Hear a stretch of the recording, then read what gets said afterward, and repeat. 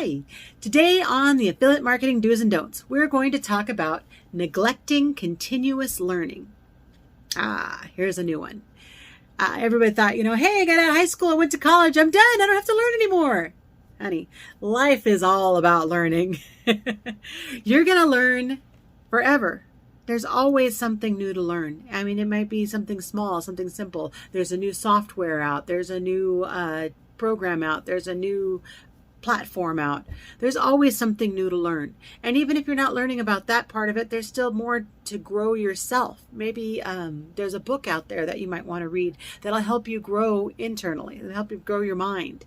So do not neglect the fact that you should always be learning. They say that the really rich people, they're doing this on a regular basis. So if you want to be one of those people, take a leaf from their book and always continually learn. What can it hurt? Like and follow for more.